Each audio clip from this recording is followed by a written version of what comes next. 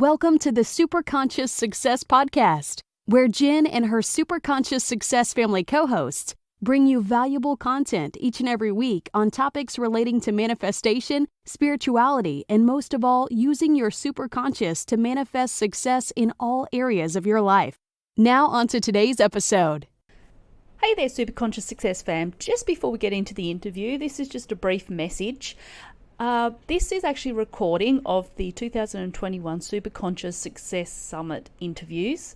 If you do want to check out the introductory for all of the guests, then you can go across to our Superconscious Success YouTube channel where you'll be able to find all the introductions.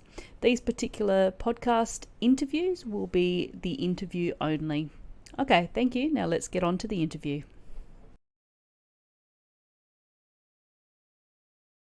Hey there, Superconscious Success fam. Welcome back to another amazing interview where we're going to be talking to Christopher Salem. We're going to be talking about mindful living and stress reduction techniques for work-life harmony. Now, if you've not yet seen his introductory video on YouTube, head across to the Superconscious Success YouTube channel and check that out. So, first off, hey Chris, how are you today? Jennifer, doing awesome. How you doing today? I am doing brilliant, and I am so excited to be chatting to you.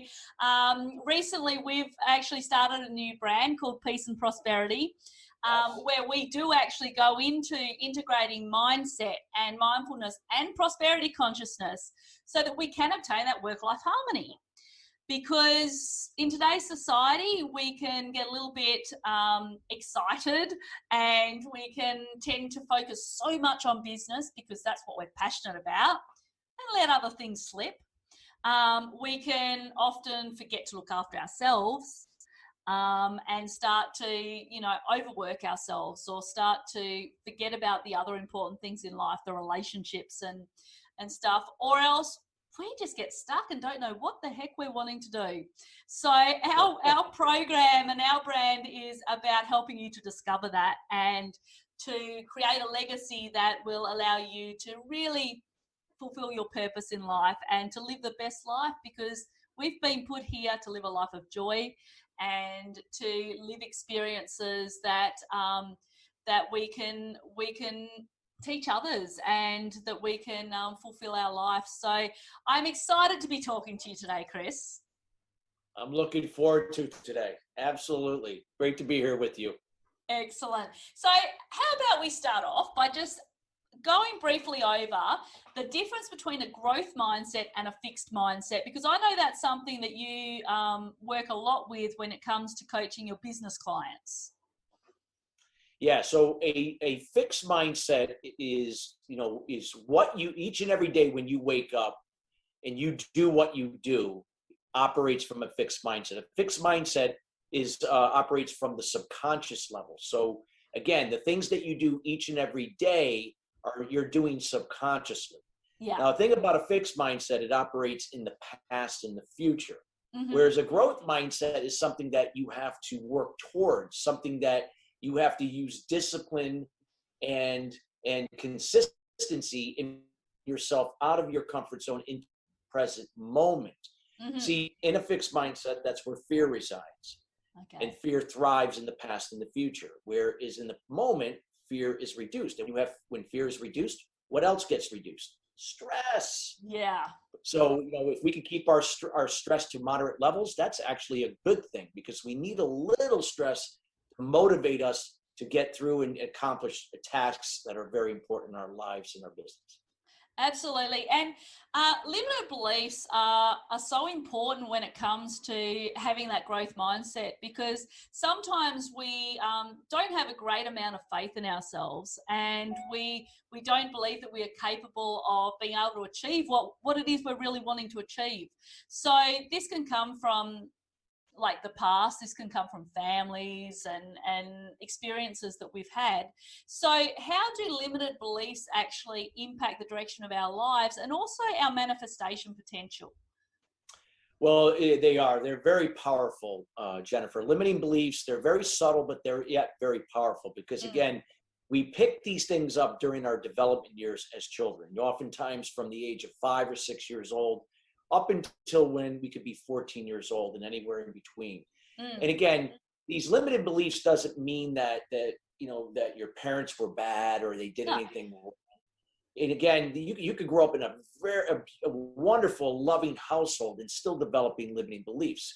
It's just the things that we pick up from what we observe in a certain, maybe our parents, usually one particular parent, where it sticks. So for me, when I was growing up, I had several limiting beliefs, but one of the ones that was at the top was the need for validation.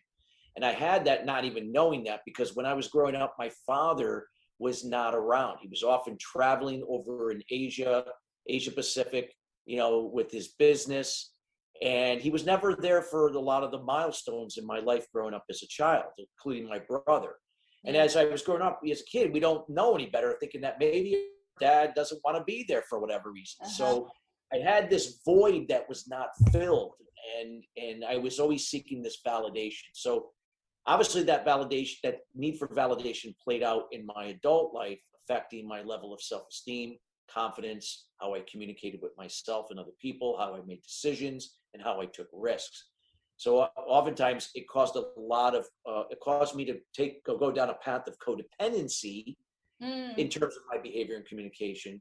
And again, I experienced all that through what we call anger. So I operated from anger most of the first 30 years of my life. So again, that's where limiting beliefs come from.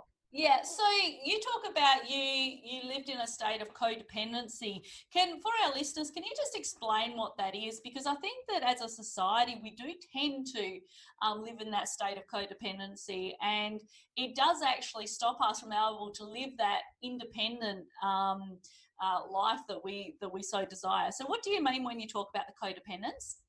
So codependent means that, again, you're operating from a fixed mindset in the past and the future where fear thrives. Again, that's where limiting beliefs are triggered from the past, get projected into the future. That convinces your mind at that point that you're not capable of doing something, or you're not worthy, or you're not deserving, whatever the case may be. That raises a level of anxiety.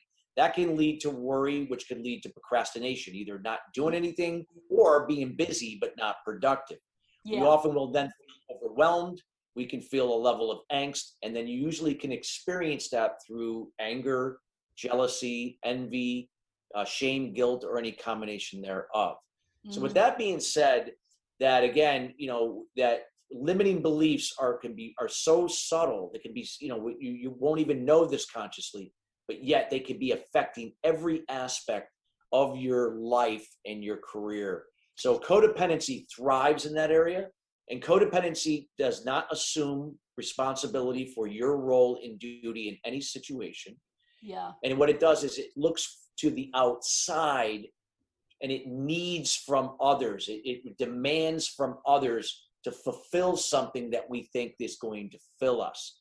And it lives in a world of expectation that goes unfulfilled. So codependency is always looking outward, not going inward, knowing that's where the answers are. So if that's a long definition, but I wanted to be thorough in what that's great, because the thing is, and I was just talking about this recently with somebody else, and that when we see something outside of ourselves and we go into feelings of judgment and jealousy and shame and guilt and all of these other things because we're codependent, it's often because we're missing something within us. It's something that we are actually seeing in somebody else that we're actually missing within ourselves. This is when we need to dig deep and go within and recognize what is missing. And that's something that we have a hard time doing. Now, with limited beliefs, one of the biggest limited beliefs that I think happens nowadays is around the topic of money. Now, we live in such a lack society that we don't have enough money, we don't have enough of this, we don't have enough of that. And I know growing up myself that I had the most loving family you're ever going to come across. They were so supportive of me. But I remember from a very young age, my parents worked really, really hard. Like, they both had jobs. They ran their own cafes, they ran their own workshops and all sorts of things. But I remember one day us having the power cut off. And I remember us actually having to light the candles, and we played board games. So it was still a nice evening. But I remember my mum having to go without food because just so she could feed us. And so my limited belief that started from there was no matter how hard you work, you're still not going to have enough money to be able to support what you need. And at the time, I didn't actually think about it. It wasn't something that I consciously thought of. But as I started doing more work on myself, and I started realizing, wow, that was a money block that has been coming up over and over and over again. Something as young back as 5 years old was when I first remember it happening. And then it wasn't until, the reason why was because my dad actually contracted hepatitis. And so he was in hospital for 6 months. And so, of course, we didn't have the money coming in. But as a young child, you never actually saw that. All you saw was my parents are out working hard, but we still have the power cut off. Mum's still not eating enough food. And so therefore there's that lack consciousness coming up. Yes. So it's, and this is something that I think people struggle with. And unless you actually dig deep and you actually start to work on those belief systems, then it's very hard to move forward and to manifest the relationships, the money, the joy and happiness that we're looking for. So that's why one of the first things that we work on is actually dealing with those limited beliefs. But in saying that, we are also talking about stress, because stress is occurring more rapidly in society, especially, COVID has now happened. And so people are extra stressed out. People have lost their jobs or else they're just, like I said, overworking. So why can stress be so dangerous, and why is it so important that we reduce our stress levels? Well, again, stress is, operating in the past and the future. That is just the result of being in the past and the future. It's just a byproduct of the fear that we allowed to happen to us. Yeah. So again, fear is reduced in the present moment. So most people don't understand how to be present. Yeah. And one of the things about not being present is that when people get caught up in trying to control what they can't control. Mm-hmm. So, this is where expectation thrives. Expectation is trying to control something you can't control. You can only control your own behavior, your communication, your attitude, and your actions. Yep. You cannot control how someone is going to perceive your communication, Mm-hmm. what they're going to say, what they're going to do, how they're going to act or behave. Yet that's what people get caught up in. They get caught up in the things they can't control. That also includes situations, the economy, the weather, the whatever, things that you cannot control. So the thing is when we get caught up in the things that we can't control, this is where, again, that fear magnifies itself, and then it creates stress emotionally and physically in the body. Mm-hmm. And this is where, like, if these things are ongoing, where you get into fight or flight mode over a period of time, this can lead to dangerous amounts of stress that can lead to depression, and then also lead to inflammation in the body as a result of cortisol that gets raised in the body, that can lead to many of the diseases that we know of that kill people each and every year, again, as a result of the inflammation triggered by emotional and physical stress.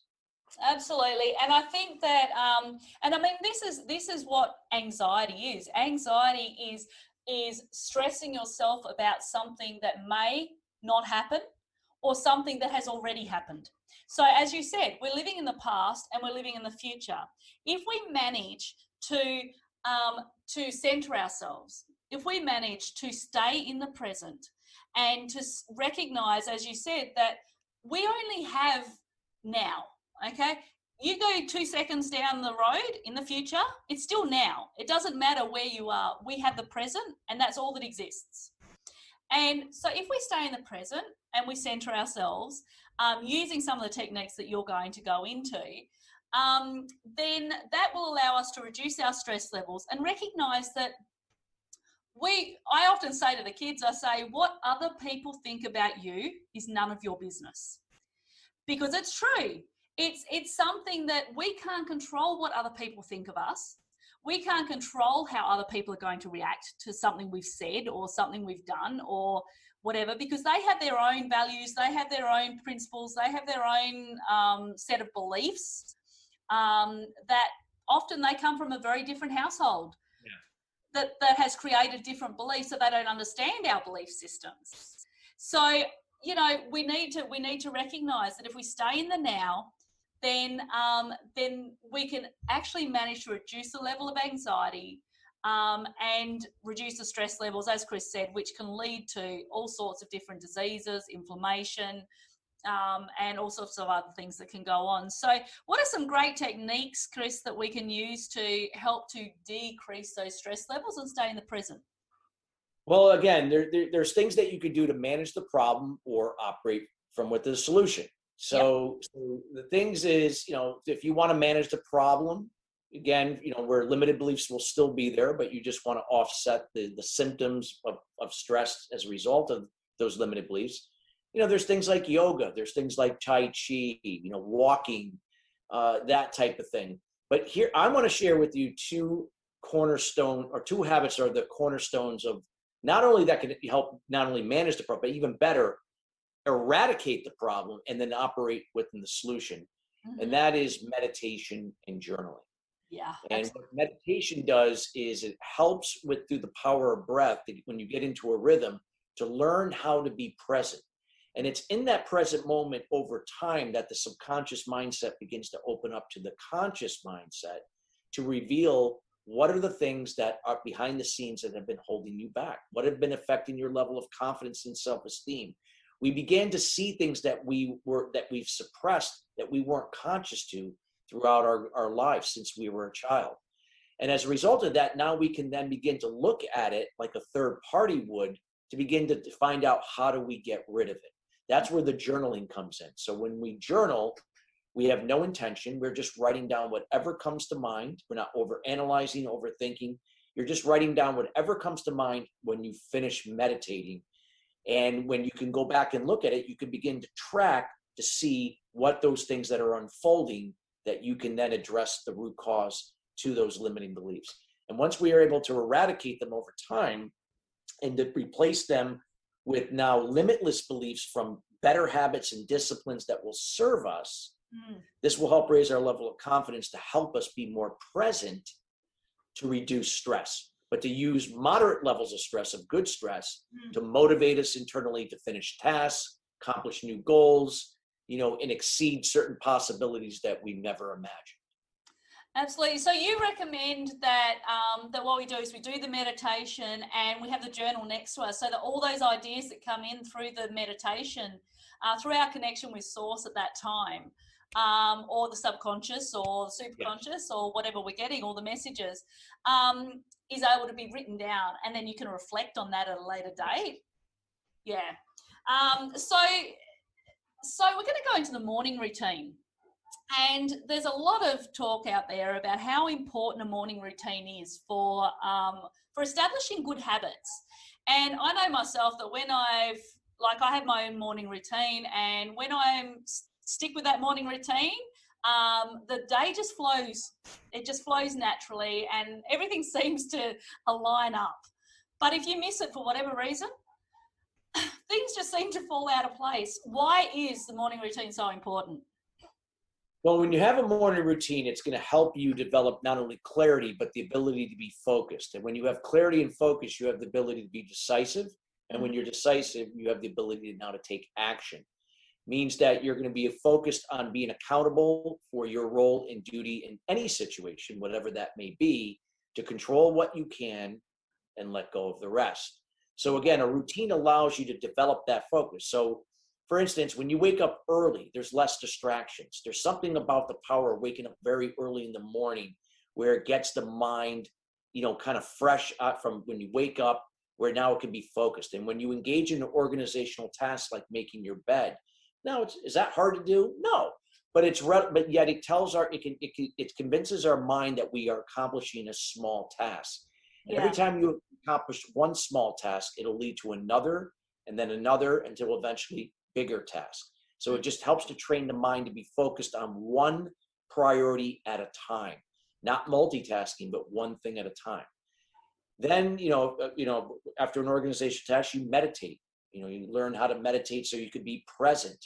Yeah. Again, if you want to address the root cause to limiting beliefs, and then also if you want to develop your success foundation, again, that cornerstone for the rest of your life will be meditation. Then journaling, writing everything down, getting it out of your head onto paper, throwing away the trash. So just like you throw away the trash at home, you're throwing away the head trash. So these are the things that are going to help you develop more clarity for you. Now, whatever you decide to do from there is up to you. Yeah. You could go work out, you can read, you can do whatever, certain other things that are going to develop that consistency of being present. So for me, it's working out, it's coming back, showering, eating a healthy breakfast, reading a chapter or two out of a book that is relevant to something that I'm working on or to my clients, and then reviewing my daily goals based upon the sequence of the priorities that matter. That is what I do each and every day, 7 days a week. I don't miss a day. Now, the key here is consistency. Yeah. And discipline is what is going to allow you to do it, because discipline means you're going to do it even when you don't want to do it. Yeah. So you think motivation in the beginning is going to help you do this, good luck. It's discipline. Yeah. Discipline and consistency are going to be the two things that are going to help you. If you're wanting to integrate exercise, for instance, and we know how difficult it is, I'm also an early riser, so I'm also up at 4:30 in the morning. And so if you're wanting to, say, implement exercise, then take the first step. Put the shoes next to your bed, get into the shoes, even if you can't do it straight away, right? And take those small steps until eventually what's going to happen is it's going to build up that discipline. It's going to build up that motivation so that one day you're going to actually open that door and you're actually going to walk out it, and it becomes a habit. And it's about creating those positive habits that will get the day started and will get you moving in the direction that you're wanting to move in. And having, like you said, good morning routines really sets your day up for being in the present and for allowing the flow to happen. And it's amazing the difference that it can make when it comes to how the day finishes up. So adopt a morning routine. It's really, really important. It doesn't matter what your morning routine is, as long as you find something that I find brings you peace and brings you joy first thing in the morning, then that helps you to set your day up right. So now we talk a lot in our program and our brand about prosperity, and we often look at our bank accounts and we go, oh my gosh, there's not enough money in there. We talked about lack mindset before. Not enough money in there, and how do, there's so many bills coming in and blah, blah, blah. If someone was wanting to change their money mindset, what's one thing that we could do right now that would change that? Well, again, limiting beliefs are the culprit behind that lack of that feeling of lack of or scarcity and that type of thing. Again, It's how we look at it. If you don't have money or you don't have enough right now, and that's, let's say it's realistic right now, you're in debt, you're living paycheck to paycheck. It starts with your thinking. It goes back to the principles of Think and Grow Rich. You have to put yourself in a place of desiring to seek the results that you seek. When you desire something, that means that you're willing to do your part in the moment to control what you can, letting go of what you cannot control. When we want something, we may have good intentions, but the first challenge that comes our way, well, that's my excuse why I can't do it. See, everything that works against me. So the thing about a financial mindset is to also get into the right frame of mind of being present. Yeah. And begin to have a gratitude list to appreciate the things that you do have. Even if you're in debt at this time, you're living paycheck to paycheck. Look for the things that you do have. You have a roof over your head. You have food on the table. You may have certain other things that you've taken for granted. You begin to appreciate the things you have. You find a penny on the ground, you pick it up and you're grateful for it. If somebody would say a penny, or what would a penny do for me? But again, it's grateful. Yeah, it's funny. When you're Chris. grateful, it more will come into play. And here's another statement that if you begin to live your life from, this will change the quality of not only your life of harmony, but also will bring more prosperity, wealth, and other things into your life. Again, as long as you're doing your part. Yeah. It's when you learn how to give without expectation. Mm-hmm. But again, with boundaries, of course, from a place of empathy, meaning that you're being an example and being resourceful to other people. You're not just doing for them. That's that's pleasing and enabling. That's a codependent behavior. But if we can come from a place of being resourceful, being the example from empathy, that is interdependent. No expectation. When it comes back to you from somewhere else, you receive without resistance. Many people have a hard time receiving. Yeah. When you can learn how to receive without resistance, and then from giving without expectation, that's where the prosperity cycle begins to flow, and you impact everything around you. You'd be surprised at the things that can open up. But again, doesn't mean it just falls into your lap. You still got to do your part, but you got to let go of what you can't control. That's the secret to prosperity, things coming into your life. And it doesn't always mean it has to be money. It can be other things that can be just as rewarding and riches that you seek to enhance the quality of your life. So it's being open to receive all the blessings that are always around you, and those opportunities that are disguised in every challenge that you could be capitalizing on in a healthy, interdependent way. And not only for you to prosper, but for others as well. Yeah, it's funny because I used to be the sort of person that if somebody was, say, offering to buy a coffee or offering to take me to lunch or something, I'd be like, no, it's okay. But now I've learned to receive, and I've learned to say, thank you very much. I really appreciate that. Because when you are telling the universe that you don't want it, by constantly saying, no, I'm not going to, and you're not receiving, the universe will stop sending it to you. So it's funny because I was out the other day and I saw a 5 cent coin on the ground, and I never go past money. And I make sure, even if it's 5 cents, I pick it up and I say, thank you, universe, for this money. I know that there's more to follow. And I often find the thing is that if you see a penny on the ground and you go past it, that's you telling the universe I don't want money, right?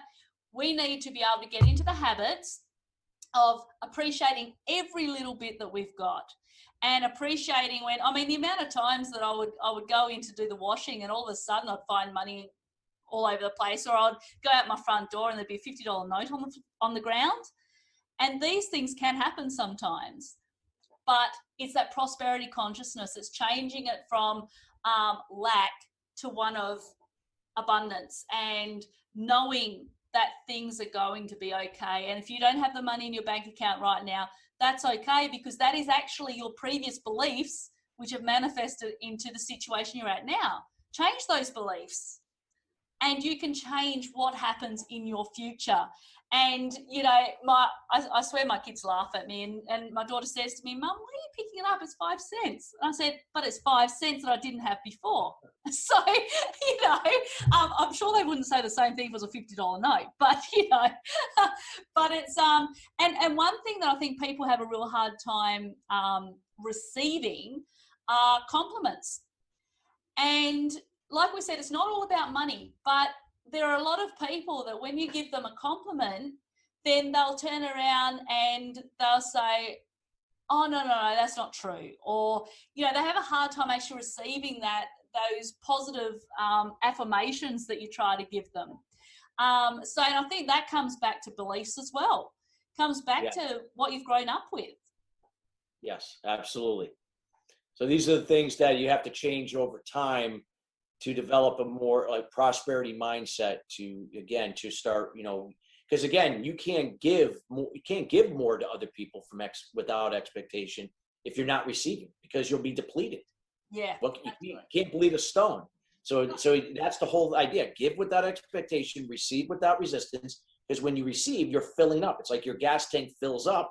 Now you can give more again, and then it fills up again. And so it's just a cycle that keeps flowing. When you stop the flow, you're empty.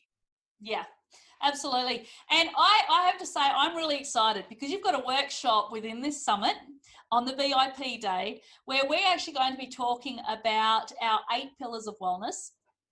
And you're going to be going into that in much greater depth in the workshop, where people can actually start to do activities and exercises that will allow them to start working on their limited beliefs, and also then starting to implement different parts of the 8 pillars. But can you give us a little bit of an insight into the 8 pillars and what is meant by each of these different areas, so they know what to expect?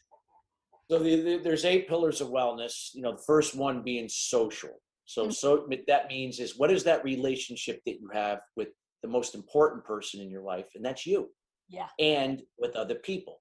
Now, there's 3 types of relationships with people: codependent, independent, interdependent. Mm-hmm. Where do you fall under right now? So be honest. Now, most of the world is codependent, whether if they know that consciously or not. Again, because we're always seeking things from other people. We're looking for others to make us happy, to fulfill us, to do certain things, that our emotions are in the hands of other people. We project our power, we give our power to other people. So the thing is that when we do that, this is what leads us to living a life from expectation, that when it goes unfulfilled, we feel frustrated, we feel angry, we feel shameful, we feel guilty, we feel envy, jealous, or any combination thereof. The key is to shift from a codependent to a interdependent. See, an independent means that we are taking responsibility from within for our role and our duties and being accountable, but we're not sharing it as the example for other people. So in a way, it's better than codependent, but we're not now benefiting other people. Yeah. Interdependent does exactly what independent does, but now shares it. They be the example for others to do for themselves. They are a resource, or they're resourceful for others to help themselves. When we can shift from codependent to interdependent, our communication shifts from one of being one of speculation and assumption to one of being specific, clear, and concise. Mm-hmm. That helps to offset any relationship issues. And again, we'll change our behavior from being, a negative behavior to a more positive behavior, and so on. So that's social wellness. Now, emotional wellness is, again, how you operate up here emotionally and mentally. Is it again in harmony, or is it out of alignment? When it's out of alignment, again, we're experiencing that through negative emotions. That if we're operating from anger, jealousy, shame, guilt, or envy, or any combination thereof, and that is the emotion or emotions that we spend most of our day in, that means that we're emotionally out of alignment, or we're operating from our limiting beliefs. So it's getting that into harmony. Next is physical wellness. Again, our bodies, are we keeping it in motion? Are we nurturing our bodies? Are we eating right? Again, it's in moderation. It's not going from one extreme to the other. But again, finding how we can, every person's body is different, finding what's going to really nourish our bodies, keep it moving, and allow us to do the things that we do each and every day. So you got to determine. So if you're physically out of alignment, could that affect you emotionally? Sure. And if you're emotionally out of alignment, could that affect you physically? Absolutely. We may eat comfort foods because we're not feeling good about ourselves. So we might put on extra weight, or whatever the case may be. So next one is spiritual wellness. Again, the belief in ourselves and our higher power. Many people believe in their higher power and they pray every day, but they don't believe in themselves. Matter of fact, they don't even consider it. Yeah. But see, the universe, religion, whatever you want to call it, it's a two-way street. There's you, and then there's your higher power. So if you're putting everything into the higher power and nothing into you, then it doesn't work that way. Again, life is like a seesaw. It goes like this. There's a give and take, right? It's not like this on its axis point. So we have to be giving just as the universe is receiving, and then also giving and you're receiving. So again, it's that yin yang thing that you have to again approach. So you got to believe in yourself. And when we can be free from limiting beliefs, that will help us to raise our level of confidence and self-esteem. That improves our ability to believe more in ourselves and our abilities.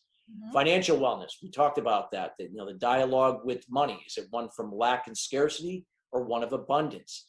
Again, it's going back to the give without expectation, receive without resistance, and looking at your financial well-being from that perspective, that being grateful for what you have and the things that do come in your life, even if they're small things, because as you begin to appreciate the small things, you now open up the door for bigger and better things to appear in your life. Next is occupational wellness. It's not what you do, it's why you do what you do. Mm-hmm. Too many people go through life doing what they do and just existing. Why do you do what you do? And if you have not found out why you do what you do, because you're stuck in something that just is a means to an end, well, find out what that why is and start doing it. So that, again, it might be you're out of alignment there, where you can be in alignment. Next is intellectual wellness. Again, it's where your mind, you know, how you stimulate your mind. Are we watching TV 5 hours a day? Or are we doing puzzles? Are we doing trivia? Are we doing things to help us use our minds to solve problems and create solutions? This is what keeps us active. And many people that live to ripe old ages are people that keep their minds active, just like they do with their bodies. It's a two-way street. And then finally, there's environmental wellness. And no, that is not the environment that you think of, that I'm referencing here. Environmental wellness means, again, where do you live? Your workspace and your car. Those are the three places that you spend most of your life or your lifetime in. You're at home, you're in your car, and you're in your workspace, wherever that may be. If it's cluttered and disorganized, well, guess what? What do you think is going on up here? Same thing. If it's organized, then again, you have clarity here. There's less. You got the garbage out of here. Now, being too organized or trying to be perfect, that's one extreme to the other. That's not a good thing either. Perfectionism is just another form of codependency, and again, finger pointing and not failing to take responsibility for certain things. So again, being organized means it doesn't have to be perfect. It's just progress in motion. It's everything in harmony. And again, just trusting that process. So when you can get the 8 pillars of wellness and find that alignment, that where you kind of keep it here, that's where you're going to experience more, a sense of alignment with your wellness principles. Those are, again, the wellness means that, you know, those things that are more on the wellness side, and then your wealth principles. Now, wealth doesn't mean just your bank account and your net worth. It's, again, serving your purpose. Again, your freedom that you have to spend doing the things you love to do in your family and spending time with your family and friends. So when we can have that, again, that harmony of wellness and wealth together is when we can really, truly experience what prosperity really is and whatever that means to you. So that's what the 8 pillars of wellness are and what they can do to find harmony in your life, in your career. Fantastic, Chris.